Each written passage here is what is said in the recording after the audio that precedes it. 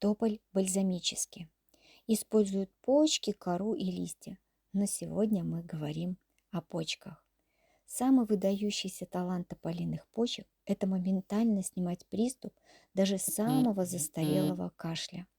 Особенно выручает при ночном кашле у детей, когда в итоге не спят все. Натирка груди, спины и стоп работает как волшебная таблетка. Растерли, и кашель тут же прекратился. Запах какой у нее потрясающий, бальзамический запах. Хочется передать вам его через камеру, но это вот то, что действительно не передается. Такой глубокий, восточный, лучше любых арабских духов. Этот запах мы вам потом передадим через наши лекарственные формы. Будем делать либо масляную вытяжку, либо настойку, растирку. Вот, видите, оно прилипает к пальцам, и весь этот запах будет сохраняться. И почему именно почки нужно собирать?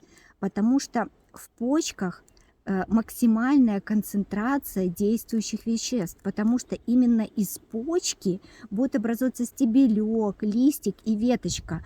То есть это зародыш, в нем максимум всего, что есть в почве. И вот если обратили, не в почве, а в то, что дает растение. Если обратили внимание, здесь такая очень скудная почва. И чем скуднее почва, тем больше действующих веществ и сила их, максимальная концентрация в растении. Поэтому мы находимся в таком месте, где действительно максимальная концентрация действующих веществ в почках, ну и, соответственно, в веточках тоже.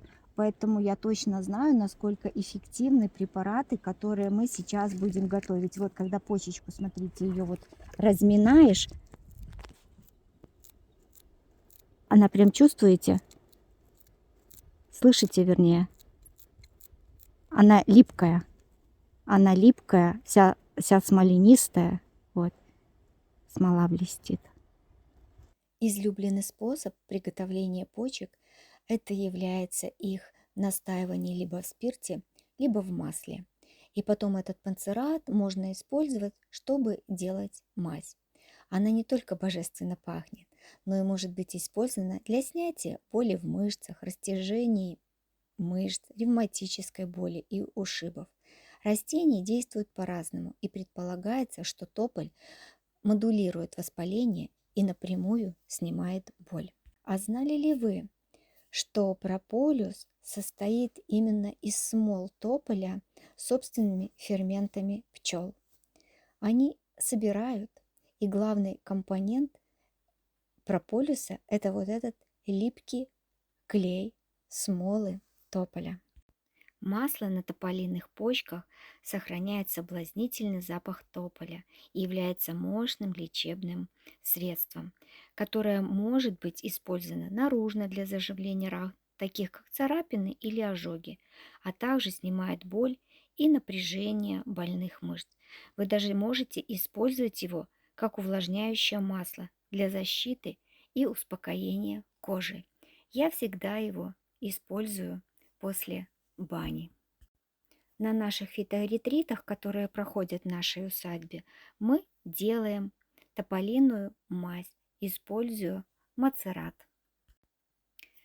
Тем, кто чувствителен к аспирину или у кого аллергия на аспирин, следует избегать употребления лекарств на основе тополя. Тополиная мазь обладает теми же свойствами, что и масло тополя, но она имеет более густую консистенцию и загущена пчелиным воском, что делает ее более удобной в использовании. Наносите ее на чистые порезы, царапины и незначительные ожоги, чтобы предотвратить инфекцию и уменьшить боль. Можно также втирать ее в больные мышцы или поврежденные мягкие ткани, такие как синяки, а также растяжения. Как только вы почувствуете, что и как прекрасно она работает, вы сразу захотите, чтобы у вас всегда было дома